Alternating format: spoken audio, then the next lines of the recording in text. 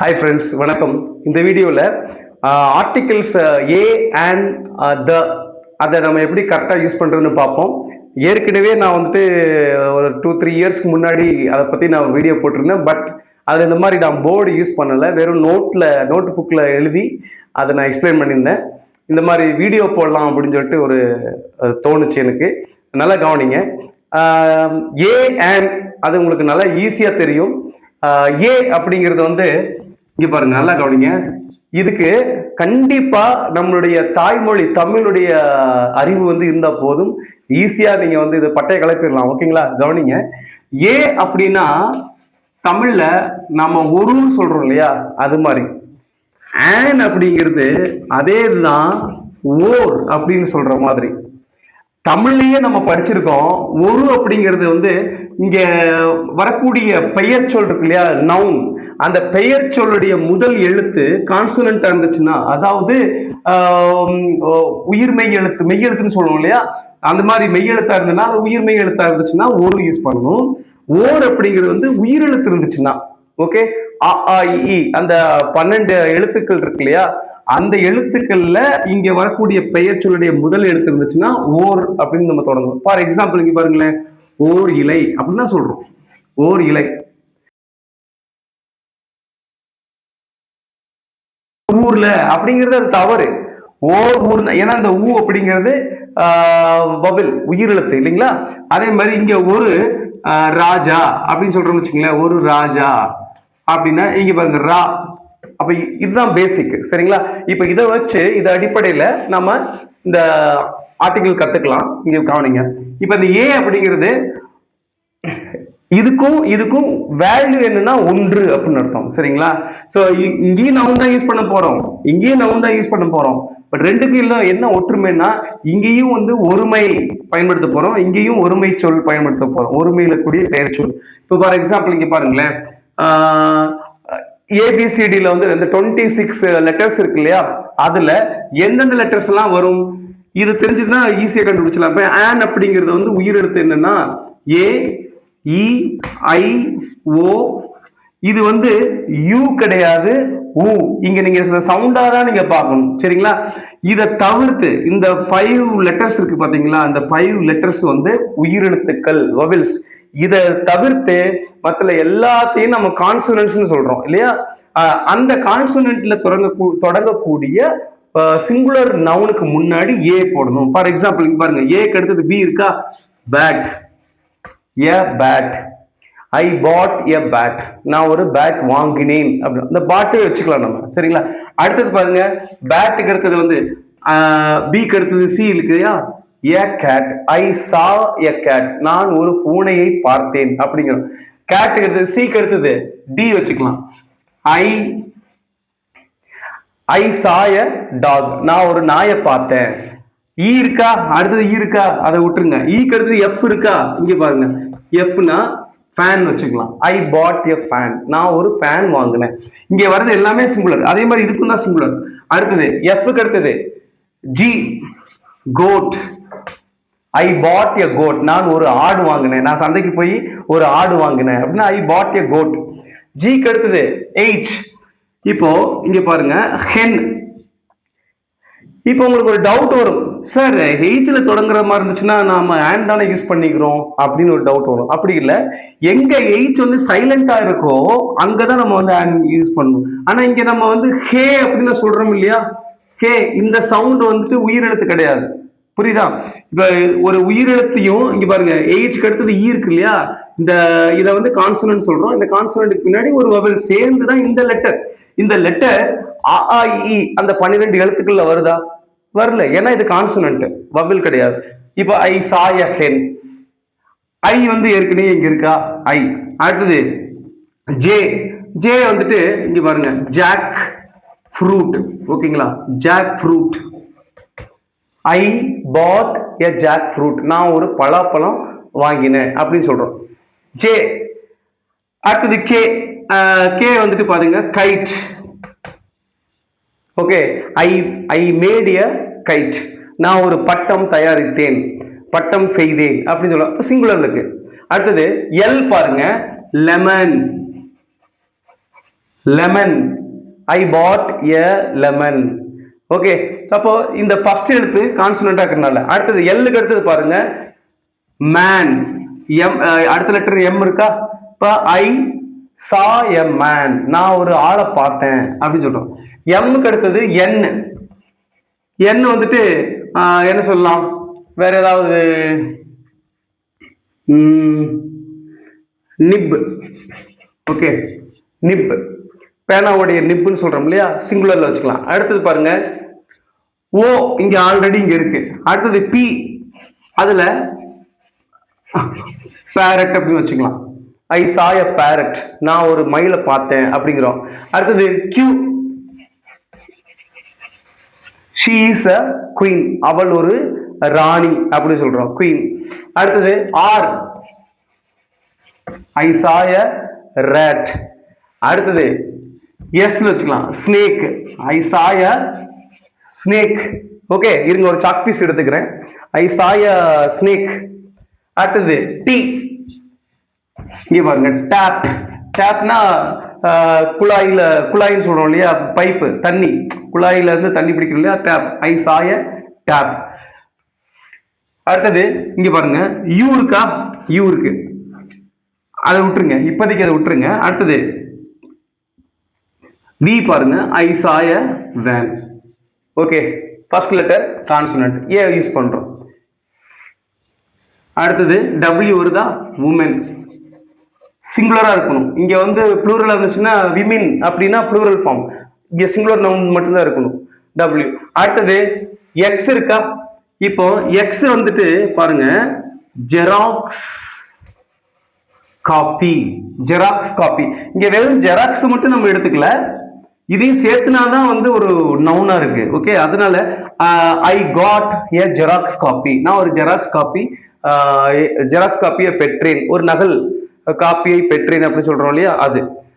அடுத்தது ஒய் இருக்கு, ஒய்க்கு வந்துட்டு இப்போ for example, I put a yellow shirt, நான் ஒரு மஞ்சள் சட்டை வாங்கினேன். இப்பெல்லாம் நம்ம தூயல் தமிழ்ல பேசினா சிரிக்கிறாங்க இல்லைங்களா, அந்த அளவுக்கு தமிழோட இதாகிடுச்சு இல்ல.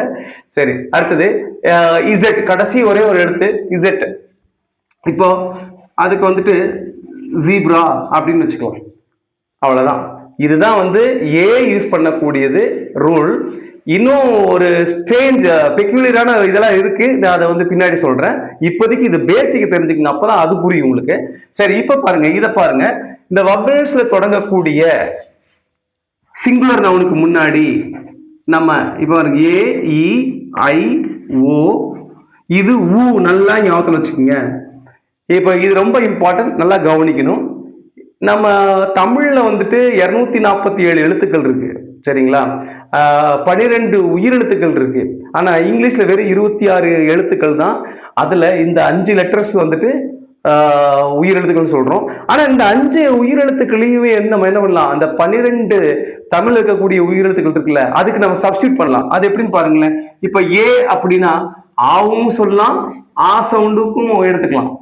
அதே மாதிரி ஏ சவுண்டுக்கும் கூட எடுத்துக்கலாம். பாருங்க, ஒரே லெட்டர் தான், 3 லெட்டர்ஸ் கூட நம்ம சப்ஸ்டியூட் பண்ண முடியுது. அதே மாதிரி இ அப்படிங்கிறது ஏ, எனிமின்னு சொன்னோம்னா ஏ சவுண்ட் கொடுக்குறோம். இதே நம்ம டபுள் இ போட்டோம்னா அது இந்த சவுண்டுக்கு நம்ம பயன்படுத்த முடியும். அப்போ 2 லெட்டர்ஸ் பண்றோமா. அடுத்தது இது பாருங்களேன், இங்க் அப்படின்னு சொல்லும் போது இந்த இ சவுண்டுக்கு நம்ம சப்ஸ்டியூட் பண்ணலாம். இதே வந்துட்டு ஐஸ்கிரீம்னு சொல்லும்போது பாத்தீங்கன்னா இந்த சவுண்டுக்கு சப்ஸ்டியூட் பண்ண முடியுது. அடுத்தது ஓ, இது ஓம்னு சொல்லலாம், ஓவுக்கும் பயன்படுத்திக்கலாம், அவுக்கும் பயன்படுத்திக்கலாம், சரிங்களா? இங்க பாருங்க, அவுக்கும் பயன்படுத்திக்கலாம். ஆம்னி பஸ்னு கேள்விப்பட்டிருக்கீங்களா, ஆம்னி பஸ், அப்போ ஆ சவுண்டுக்கும் நம்ம உபயோகப்படுத்திக்கலாம். இப்ப பாருங்க எத்தனை எழுத்துக்கள் பாருங்க. அடுத்தது இது வந்து நான் சொல்லியிருக்கிறேன் ஊ, டபுள் லெட்டர் நம்ம யூஸ் பண்ணோம் அப்படின்னா அதை நம்ம ஊ சவுண்டு எடுத்துக்கலாம். அம்ப்ரெல்லா அப்படின்னு சொல்லும் போது யூல தான் ஸ்டார்ட் ஆகுது, ஆனா பிகினிங்ல என்ன சவுண்ட் வருது, அம்ப்ரெல்லான்னு சொல்லும் போது ஆ சவுண்ட் வருது.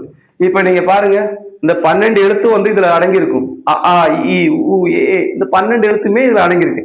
இந்த கான்செப்டை வச்சுதான் நாம இந்த ஆன் யூஸ் பண்றது எப்படின்னு பார்க்க போறோம், சரிங்களா? சரிங்க, கவனிங்க. இப்ப பாருங்க, ஆன் ஆப்பிள் சொல்லியாச்சு. அதே மாதிரி an elephant சிங்குலர் நவுன் தான் யூஸ் பண்ணணும். அடுத்தது an ice cream அப்படின்னு சொல்றோம். இல்லைன்னா an ink bottle. சில பேர் கமெண்ட்ல போடுவாங்க, சார் ஐஸ்கிரீம்ங்கிறது வந்து அன்கவுண்டபிள் நவுன், அதை எப்படி நீங்க ஆன்னு சொல்றீங்க? ஆனா நான் பார்த்துருக்கேன், நிறைய புக்ஸ்ல பார்த்துருக்கேன் ஏன் ஐஸ்கிரீம் இருக்கு. அப்படி இல்லை உங்களால அக்செப்ட் பண்ணிக்க முடியலன்னா an ink bottle அப்படின்னு ஞாபகம் வச்சுக்கோங்க. ஓகே, அடுத்தது பாருங்க an orange. ஓகே, பாருங்க an orange. அடுத்தது an umbrella. இங்க இந்த இந்த இந்த லெட்டருக்கு நம்ம என்ன சவுண்ட் கொடுக்குறோம்? ஆ சவுண்ட் கொடுக்குறோம். அதனாலதான் வவல்ல ஸ்டார்ட் ஆகுறதுனாலதான் இங்க நம்ம வந்து an யூஸ் பண்றோம். இதை நம்ம யாருமே வந்து இப்படி படிக்கிறது இல்ல, யூ சவுண்ட் அப்படி யூஸ் பண்றல. இந்த யூ சவுண்ட் வந்து பாத்தீங்கன்னா இந்த லெட்டர் வந்துட்டு உயிரெழுத்துக்கள்ல அந்த 12 எழுத்துக்கள்ல வந்து இது இருக்கா? இல்ல. அப்படின்னா என்ன அர்த்தம்னா இது கான்சனன்ட். ஓகேங்களா? சரி, இப்போ பெக்யூலியரா இருக்கக்கூடியதை நம்ம வந்து பார்ப்போம். இங்க பாருங்க, சில சாரி சாக்பீஸ் எடுத்துக்கிறேன். என்னன்னா எங்கெல்லாம் வந்துட்டு லெட்டர் இந்த லெட்டர் வந்து சைலண்டா இருக்குதோ அந்த நவுனுடைய சிங்குலர் நவுனுடைய முன்னாடி an யூஸ் பண்ணணும். ஃபார் எக்ஸாம்பிள் இங்க பாருங்க, இதை எப்படி ப்ரொனவுன்ஸ் பண்ணணும்? இந்த லெட்டரவே விட்டுருங்களேன், இது எப்படி ப்ரொனவுன்ஸ் பண்ணுவீங்க? அவர் அப்படின்னு சொல்லுவீங்க இல்லையா? அப்போ h வந்து சைலண்டா இருக்குன்னா an or. ஓகே, ஆனா இதை பாருங்களேன், இங்க நம்ம ப்ரொனவுன்ஸ் பண்றோம் half. அதாவது கான்சனன்ட்டையும் உயிரெழுத்தையும் எப்படி நம்ம கண்டுபிடிக்கணும், டிஃபரன்சியேட் எப்படி டிஃபரன்ஸ் தெரிஞ்சுக்கணும் அப்படின்னா, நம்ம ஒரு லெட்டரை உச்சரிக்கும் பொழுது நம்மளுடைய நுரையீரல் இருக்கு இல்லையா, அந்த நுரையீரல் இருந்து வரக்கூடிய காத்து எங்கேயுமே இந்த ஸ்பீச் ஆர்கன்ஸ் சொல்லுவாங்க இல்லையா, அந்த த்ரோட்டு, அடுத்தது வந்து அப்படியே வெளியே வந்து நாக்கு, பற்கள், இதுல எல்லாம் படாம அப்படியே ரிலீஸ் ஆச்சுன்னா அதுதான் உயிரெழுத்துக்கள். அப்படி ஏதாவது பட்டு ஃப்ரிக்ஷன் ஏற்பட்டுச்சுன்னா அது கான்சனன்ட். இப்போ ஹால்ஸ் மிட்டாய் சாப்பிட்டுருக்கீங்களா? ஹா அப்படின்னு சொல்லும்போது உள்ளுக்குள்ள ஒரு அதிர்வு ஏற்படுதா? ஃப்ரிக்ஷன் இருந்துச்சுன்னா அதுக்கு பேர் வந்துட்டு கான்சனன்ட். அதனால இப்போ இங்க பாருங்க, a half an hour, a half an hour. இங்க வந்து h வந்து ப்ரொனவுன்ஸ் பண்றோம், ஆனா இங்க வந்து சைலண்ட். அதனால இதுக்கு முன்னாடி an போட்டிருக்கோம், இதுக்கு முன்னாடி a போட்டிருக்கோம். a half an hour, ஒரு அரை மணி நேரம் அப்படின்னு. சரிங்களா? அடுத்தது பாருங்க, அடுத்தது இப்ப பாருங்க, ஒரு நாங்கெல்லாம் ஸ்கூல்ல படிக்கும் போது ஒரு வாட்ச் ரொம்ப ஃபேமஸா இருந்தது. சரிங்களா? இதை நல்லா கவனிக்கணும் நீங்க. இங்க பாருங்க, அதோடைய அப்ரிவியேஷன் வந்து இது ஒரு பிராண்ட் நேம். சரிங்களா? வாட்ச். இதை நீங்க எப்படி படிப்பீங்க? இதை எப்படி உச்சரிப்பீங்க? இங்க பாருங்க, இதுல ஒரு இது சொல்லி கொடுக்குறேன். இங்க பாருங்க, நிறைய பேர் எப்படி உச்சரிப்போம்னா இப்படி உச்சரிப்போம் இந்த லெட்டரை, ஹச் அப்படின்னு. இது தப்பு, ஹச்னா தப்பு. ஏன்னா ஹா வருதா, இதுக்கு முன்னாடி ஆன் தான் வரணும், அது எல்லாத்துக்குமே தெரியும். ஆனா இப்ப எப்படிப்பா இங்க வந்து இந்த லெட்டர் இருக்கு, அப்போ ஏதானா வரணும், ஏன் ஆன் யூஸ் பண்றோம்னா நல்லா கவனிச்சுங்க, ரூல் கவனிச்சுங்க. இப்ப சில பேர் எப்படி உச்சரிப்போம் அப்படின்னா, இங்க பாருங்க, இப்படி உச்சரிப்போம், ஹச்சுங்குவோம், இல்லைன்னா ஹைச்சுன்னு சொல்லுவோம். அது ரெண்டுமே தப்பு. ஆக்சுவலா இதோடைய ப்ரொனன்சியேஷன் என்னன்னா, கரெக்டான ப்ரொனன்சியேஷன் என்னன்னு பாருங்க.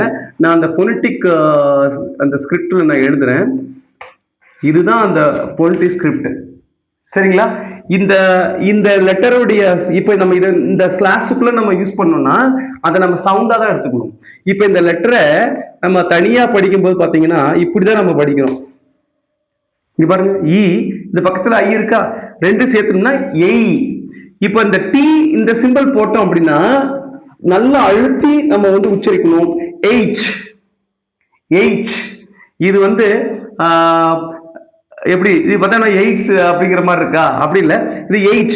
இப்ப இந்த சிம்பிள் தான் நம்ம பார்த்தோம்னா சர்ச்சுக்கும் நம்ம யூஸ் பண்ணுவோம். ஓகே, இங்க பாருங்க, இப்ப இச் சவுண்ட் வருதா, அதுக்கு நம்ம இந்த சிம்பிள் தான் நம்ம யூஸ் பண்ணுவோம், இச் ச. ஓகே, அந்த ஒரு லெட்டர் இருக்கு, சரி அந்த சிம்பிள் இருக்கு, இப்படி போட்டு இது ச், இது இது இச், இப்படி போட்டோம்னா சர்ச் அப்படின்னு உச்சரிக்கணும். அப்போ இந்த லெட்டரை எப்படி உச்சரிக்கணும்னா எச் அப்படின்னு தான் உச்சரிக்கணும். இது ஹைச்சோ அல்லது ஹச்சோ கிடையாது. சரிங்களா? அதனாலதான் இப்ப நீங்க படிச்சு பாருங்க கரெக்டா, HMT வாட்ச். அப்போ இந்த பிகினிங்ல சவுண்ட் வருதா, வபிள் சவுண்ட் வருதா, அதனாலதான் நம்ம வந்து இந்த HMT வாட்ச்க்கு முன்னாடி ஆன் யூஸ் பண்றோம். சரிங்களா? சரி, இப்போ பார்த்தோம் வந்து சைலண்டா இருந்துச்சுன்னா நம்ம ஆன் போடுறோம் அப்படின்னு பார்த்தோம். இங்க வந்து பிகினிங்ல சவுண்ட் வரதுனால நம்ம ஆன் போடுறோம். இது இல்லாம பெக்குலியரா எங்க யூஸ் பண்றோம், ஆன் யூஸ் பண்றோம்னா பாருங்க, சில கான்சோனன்ட் லெட்டர்ஸை நம்ம அப்ரிவியேஷன்ல யூஸ் பண்ணும் பொழுது அதை தனித்தனியா உச்சரிக்கிறோம். அப்படி தனித்தனியா உச்சரிக்கும் போது அந்த பிகினிங்ல வவல் சவுண்ட், தமிழ் எழுத்துக்கள் ஞாபகத்தில் வச்சுக்கோங்க, தமிழ் உயிரெழுத்துக்கள் 12 எழுத்துக்கள் ஞாபகத்தில் வச்சுக்கோங்க. அந்த வவல் சவுண்ட் வந்துச்சுன்னா அதுக்கு முன்னாடி ஆன் போடணும். ஃபார் எக்ஸாம்பிள் நல்லா கவனிங்க, இப்போ ஏ விட்டுருங்க, பி, சி, டி, இ ஆல்ரெடி வவல் விட்டுருங்க. ஈக்கு அடுத்தது எஃப் இருக்கா, இங்க பாருங்க, இந்த எஃப் அப்படிங்கிறது கான்சனன்ட் தான். ஆனா இது அப்ரிவியேஷன்ல யூஸ் பண்ணும்போது எஃப்எம் ரேடியோ அப்படின்னு சொல்றோம்னு வச்சுக்கோங்க, எஃப்எம் ரேடியோ. இப்ப இப்படிதானே நம்ம எழுதுறோம், வருதா, சவுண்ட் வருதா, அதனால ஆன் போடுறோம், எஃப்எம் ரேடியோ. அடுத்தது எஃப் அடுத்து அதே மாதிரி எந்தெந்த லெட்டர்ஸ் எல்லாம் வந்து பிகினிங்ல வவல் சவுண்ட் கொடுக்குறது பாருங்க, எஃப், ஜி, H வருதா, அது ஆல்ரெடி எக்ஸ்பிளைன் பண்ணியாச்சு. H, I, J வரல, K வரல, L இங்க பாருங்க, LEDTV, LEDTV சொல்றோமா, இங்க பாருங்க, சவுண்ட் வருதா, LEDTV. ஆனா லெட்டர் L வந்துட்டு கான்சனன்ட். இந்த கான்சனன்ட்ட இப்படி யூஸ் பண்ணணும்னு வச்சுக்கோங்களேன், லெமன் அப்படி சொல்றோம்னா, இப்போ இந்த லெட்டருக்கு பின்னாடி இந்த வவல் வர்றதுனால இது லேவா மாறிடுச்சு, லே. அப்போ இது வந்து கான்சனன்ட் சவுண்ட்ல தான் இருக்கு, இந்த லேங்கிறது கான்சனன்ட் லெட்டர் இல்லையா? அப்போ இங்க வந்து லெமன் போடுறோம். ஆனா இங்க தனியா உச்சரிக்கிறதுனால அதோட பிகினிங் சவுண்டு சவுண்ட் வர்றதுனால தான் நம்ம ஆன் யூஸ் பண்றோம். விட்டுருங்க. அடுத்தது எல்லுக்கு அடுத்தது என்னது, எல்லுக்கு அடுத்தது எம் வருதா, பாருங்க, M, MLA, he is an MLA, புரியுதுங்களா, MLA. அடுத்தது MP, an MP. அடுத்தது எம்க்கு அடுத்தது என்ன பாருங்களேன், என். இப்ப என்ன வச்சுட்டு ஏதாவது ஒரு அப்ரிவியேஷன் பாருங்களேன், NRI, NRI, he is an NRI. NRI என்னது, நான் ரெசிடென்டல் இந்தியன். அதாவது இந்தியாவில் பிறந்து இந்தியாவில் வாழாம வெளிநாட்டில் வாழ்ந்துட்டு இருக்கக்கூடியவர். சரிங்களா, வெளிநாடு வாழ் இந்தியர் அப்படிங்கிறது அதோட மீனிங். இதவே நீங்க ஃபுல்லா எழுதுறீங்க வச்சுங்களேன், நான் ரெசிடென்டல் அப்படின்னு எழுதிங்கன்னா இங்க இது நாவா மாறிடுது. அப்போ ஃபுல் ஃபார்ம் சொன்னீங்கன்னா he is a நான் ரெசிடென்டல் இந்தியன் அப்படின்னு சொல்லலாம். ஆனா இங்க NRI இருக்கிறதுனால அப்ரிவியேஷன் சொல்லும் பொழுது இந்த எழுத்து அப்படியே உச்சரிக்கிறதுனால N அப்படிங்கிற சவுண்ட் வருது, சவுண்ட் வருது, அதனால ஆன் போடுறோம். அடுத்தது Nக்கு அடுத்தது MNOPQR வச்சுக்கோங்க, இங்க பாருங்க, R. இப்ப நான் இப்படி எழுதுறேன், RI, ரெவென்யூ இன்ஸ்பெக்டர். இப்போ RI அப்படின்னு சொல்லும்போது ஸ்டார்டிங்ல சவுண்ட் வருதா, அப்ப ஆன் யூஸ் பண்றோம், RI. இதே நீங்க ஃபுல் ஃபார்ம் சொன்னீங்கன்னு வச்சுங்களேன், ரெவென்யூ இன்ஸ்பெக்டர் அப்படின்னு சொன்னீங்கன்னா இங்க ரே சவுண்டா மாறிடுது. அப்ப இது கான்சனன்ட், அதுக்கு முன்னாடி தான் போடணும். ஆனா அப்ரிவியேஷன்ல சொல்லும் பொழுது சவுண்ட் பிகினிங்ல வரதுனால ஆன் போடுறோம். சாக் பீஸ் எடுத்துக்கிறேன். அடுத்தது பாருங்க, ஆருக்கு அடுத்தது எஸ் வருதா, அடுத்த லெட்டர் எஸ் பாருங்க, எஸ் கான்சனன்ட் தான், ஆனா அப்ரிவியேஷன் எழுதும் போது SI இருக்கா, அப்ப சவுண்ட் வருதா, சவுண்ட் பிகினிங்ல, அப்ப ஆன் போடணும். ஓகேங்களா? அடுத்தது ST, U வந்துட்டு ஊன்னு உச்சரிச்சோம்னா அல்லது ஆன்னு உச்சரிச்சோம்னா அது வவல். அடுத்தது V, W, X வருதா, வருதா, இங்க பாருங்க, இந்த எழுத்தை அப்படியே நம்ம உச்சரிச்சோம் அப்படின்னா இது X, பிகினிங்ல சவுண்ட் வருதா, அப்போ ஆன் போடணும். ஆனா ஒரு கண்டிஷன் நல்லா கவனிங்க, X இதை வந்து இப்ப நம்ம ஜெராக்ஸ்னு சொல்லிட்டோம்னு வச்சுக்கோங்களேன், ஜெராக்ஸ் காப்பி ஆல்ரெடி நான் எக்ஸ்பிளைன் பண்ணேன். இப்ப ஜெராக்ஸ் காப்பின்னு சொல்லணும்னா இங்க இந்த சவுண்ட் வருது, அப்ப இது கான்சனன்ட். சரிங்களா? ஆனா இதை எப்ப நாம வந்து தனியா வந்து உச்சரிக்கிறோம், அந்த எழுத்தை தனியா உச்சரிக்கிறோம்னா இங்க பாருங்களேன், எக்ஸ்ரே, எக்ஸ்ரே காப்பி. இதை வந்து அப்படியே உச்சரிக்கிறோம். பிகினிங்ல ஏ சவுண்ட் வரதுனால தான் an எக்ஸ்ரே காப்பின்னு யூஸ் பண்ணணும். ஏ எக்ஸ்ரே காப்பி கிடையாது, an எக்ஸ்ரே காப்பி. ஆனா ஜெராக்ஸ் காப்பிக்கு ஏ போடணும். புரிஞ்சுதா? அவ்வளவுதான். எக்ஸுக்கு அடுத்தது ஒய். ஒய் வந்துட்டு அது கான்சனன்ட் தான். அடுத்தது இசட். இந்த லெட்டரை பாருங்க, இசட் அப்படின்னு சொல்றோம். அதை சொல்ல மாட்டேன். எக்ஸுக்கு இன்னொன்னு சொல்றேன். இங்க பாருங்க, இதை வந்து என்ன சொல்றோம்? எக்ஸ்மஸ் ட்ரீன்னு சொல்றோமா? Xmas tree. I planted and Xmas tree. இப்ப எக்ஸ்மஸ்ன்னு சொல்லும் பொழுது இது கிறிஸ்மஸ்க்கு பதிலா இப்ப எக்ஸ்மஸ்ன்னு சொல்றோம் இல்லையா? அப்ப ஏ சவுண்ட் வந்துச்சுன்னா அப்ப அண்ட் தான் வரணும். சரி, இப்போ அடுத்தது ஜி வச்சுக்கலாம். இந்த இந்த எழுத்தை வந்துட்டு இசட் இல்லையா? இப்போ இப்படி எழுதணும்னு வச்சுக்கலாம். இசட் இ சவுண்ட் வருதா? எப்போ இந்த எழுத்தை நம்ம இசட்டுனே நம்ம உச்சரிக்கிறோமோ அதுல இருந்து ஏதாவது ஒரு சிங்குலர் நவுன் இருந்துச்சுன்னா நம்ம ஆண்ட் போடலாம். ஆனா எனக்கு தெரிஞ்ச இந்த வேர்டு இல்ல, இருந்தா கமெண்ட்ல சொல்லுங்க. ஓகேங்களா? இசட்டை எங்க நம்ம இசட்னே உச்சரிக்கிறோம் அப்படின்னு. ஓகே.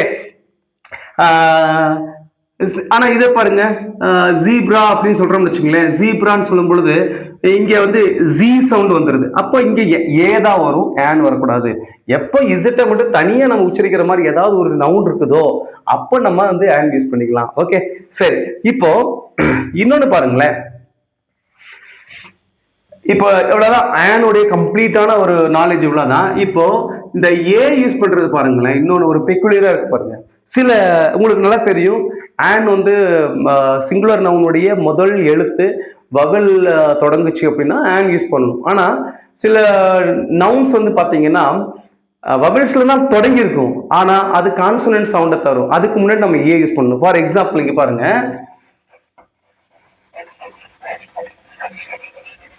இப்ப பாருங்க, இத படிங்க. European, European. Okay, European. இங்க பாருங்க, ஈ இருக்கு, யூ இருக்கு. இது வந்து வவல்ஸ் தான், இது வவல்ஸ் தான். ஆனா இது கொடுக்கக்கூடிய சவுண்ட் என்னன்னா யூ. யூரோப்பியன். இந்த யூ அப்படிங்கிறது உயிரெழுத்துக்கள் 12 எழுத்துல இருக்கா? இருக்கு இல்லையா? 12 எழுத்துல இருக்கா? கிடையாது. சோ அப்போ ஏ யூஸ் பண்ணணும். ஓகே, இது மாதிரி வேற என்ன இருக்கு சொல்லுங்களா? யூரோப்பியன் பார்த்தாச்சு. இங்க பாருங்க, அடுத்தது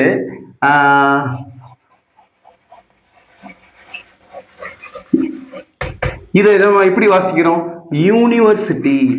இது யூனிவர்சிட்டி கிடையாதுங்க, நல்லா கவனிச்சுங்க. இது குறில் எழுத்து கிடையாது, இது நெடில் எழுத்து தான். யூனிவர்சிட்டி.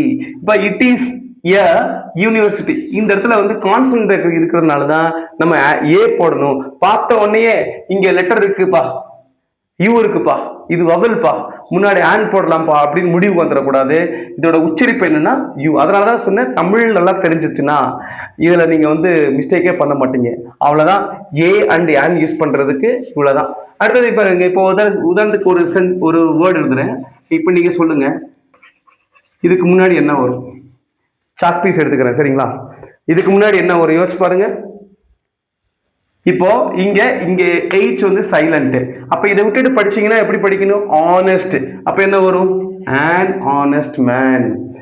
அதே மாதிரி Brutus is an sorry yes Brutus is an honorable. இங்க பாருங்க, honorable. இது வந்து நிறைய பேர் ஹானரபிள்னு உச்சரிப்பாங்க, அது ஆக்சுவலி ராங். ஓகே, இங்க வந்து H சைலண்ட் அப்படின்னா இந்த லெட்டர் இல்லாம இருந்தா நீங்க எப்படி வாசிப்பீங்க?